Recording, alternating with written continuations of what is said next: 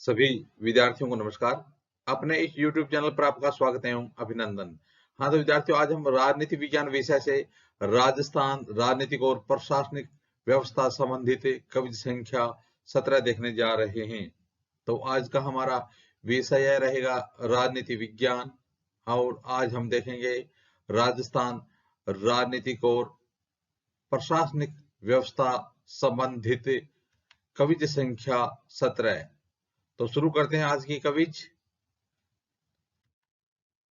आज की कविज का पहला प्रश्न है, राज प्रमुख के पद को राज्यपाल का पदनाम कब दिया गया? प्रश्न है, राज प्रमुख के पद को राज्यपाल पदनाम कब दिया गया? तो पहले राज्यपाल पद है, उसका नाम था राज प्रमुख। क्या नाम था? राज प्रमुख। तो यह कह रहा है कि राज प्रमुख के पद को राज्यपाल का पद नाम कब दिया गया? आपको चार विकल्प दिए जाते हैं। 1947 में, ब 1956 में, स 1949 में, द 1950 में। तो विद्यार्थियों, आपने इसमें से कौन सा विकल्प चुना? यदि आपने इस प्रश्न का उत्तर विकल्प ब चुना 1956, तो आपका उत्तर बिल्कुल सही होगा, क्योंकि 30 मार्च 1949 से 31/10/1956 तक राज प्रमुख पद रहा था। 30/3/1949 से 31/10/1956 तक। और हमारे राज्य के प्रथम राज प्रमुख थे सवाई मानसिंह। तो सवाई मानसिंह ही राज प्रमुख रहे थे 1956 तक। और उसके बाद में जो राज्यपाल का पद है वो जब शुरू हुआ तो सबसे पहले राज्यपाल बनाए गए थे सरदार गुरुमुख निहाल सिंह। तो प्रथम राज्यपाल थे सरदार गुरुमुख निहाल सिंह। तो इस प्रकार से राज प्रमुख के पद को राज्यपाल का पद नाम कर दिया गया 1956 में। आज विद्यार्थी देखते हैं दूसरा प्रश्न। दूसरा प्रश्न है, राज्य स्तर पर किसी विधेयक पर दोनों सदनों में असहमति होने पर संयुक्त अधिवेशन कौन बुलाता है? तो राज्य विधानमंडल में जब किसी विधेयक पर दोनों सदनों में असहमति हो जाती है, विधानसभा और विधान परिषद में असहमति हो जाती है, तो ऐसी स्थिति में संयुक्त अधिवेशन कौन बुलाता है? चार विकल्प दिए जाते हैं। ए राज्यपाल, ब मुख्यमंत्री, स विधानसभा अध्यक्ष, द इनमें से कोई नहीं। तो विद्यार्थियों, आपने इस प्रश्न का उत्तर क्या चुना है? यदि आपने इसका विकल्प द चुना, इनमें से कोई नहीं, तो आपका उत्तर बिल्कुल सही होगा, क्योंकि राज्य विधानमंडल में किसी विधेयक पर दोनों सदनों में असहमति हो जाने पर संयुक्त अधिवेशन का प्रावधान ही नहीं है। संयुक्त अधिवेशन का प्रावधान है ही नहीं है। किस स्थिति में? किसी विधेयक पर दोनों सदनों में जब असहमति हो जाती है, तो ऐसी स्थिति में राज्य विधानमंडल में संयुक्त अधिवेशन का कोई प्रावधान नहीं है, इसलिए इसमें आ जाएगा इनमें से कोई नहीं। हाँ विद्यार्थियों, अब देखते हैं आज की कविता का अगला प्रश्न।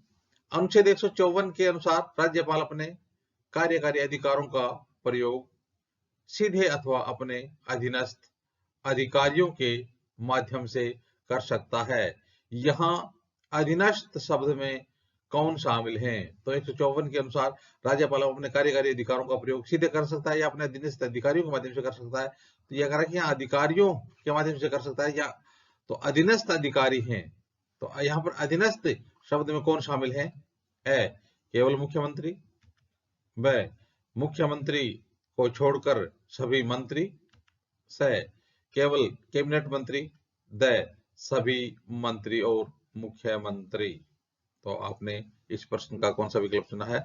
इसका यदि आपने विकल्प द चुना है, सभी मंत्री और मुख्यमंत्री, तो आपका उत्तर बिल्कुल सही होगा। तो यहाँ पर अधीनस्थ शब्द से मतलब है सभी मंत्री और मुख्यमंत्री। हाँ तो विद्यार्थियों, अब देखते हैं आज की कविता का अगला प्रश्न। अगला प्रश्न, अनुच्छेद 161 में किसका उल्लेख है? अनुच्छेद 161 किससे संबंधित है? कौन सा? अनुच्छेद 161 है मुख्यमंत्री के कर्तव्यों का पालन से संबंधित है। उच्च न्यायालय का न्यायाधीशों या उच्च न्यायालय से संबंधित है। ब राज्यपाल की न्यायिक शक्ति से संबंधित है। द इनमें से कोई नहीं। तो देखिए प्रश्न क्या है कि अनुच्छेद 161 का 161 में किसका उल्लेख है? मुख्यमंत्री के कर्तव्यों का, ब उच्च न्यायालय का, स राज्यपाल की न्यायिक शक्ति का, द इनमें से कोई नहीं। तो आपको बताना है प्रश्न क्या है, दोबारा सुनना एक बार कि अनुच्छेद 161 में किसका उल्लेख है? मुख्यमंत्री के कर्तव्यों का, ब उच्च न्यायालय का, स राज्यपाल की न्यायिक शक्ति का, और द इनमें से कोई नहीं। तो विद्यार्थियों इसका उत्तर हो जाएगा स राज्यपाल की न्यायिक शक्ति का। तो अनुच्छेद 161 किससे संबंधित है? राज्यपाल की न्यायिक शक्ति से संबंधित है। आज विद्यार्थियों देखते हैं आज की कविता का अगला प्रश्न। राज्य का कार्यकारी अध्यक्ष कौन होता है? राज्य का कार्यकारी अध्यक्ष कौन होता है? ए मुख्यमंत्री, ब राज्यपाल, स उपराज्यपाल, द विधानसभा अध्यक्ष। तो जो राज्य में सारे जो कार्य होते हैं वो किसके नाम से किए जाते हैं, या फिर राज्य का कार्यकारी अध्यक्ष कौन होता है?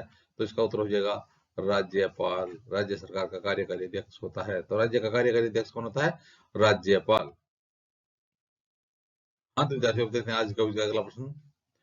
भारतीय संविधान के किस अनुच्छेद के तहत भारत के राष्ट्रपति राज्य के राज्यपाल की नियुक्ति करते हैं? भारतीय संविधान के किस अनुच्छेद के तहत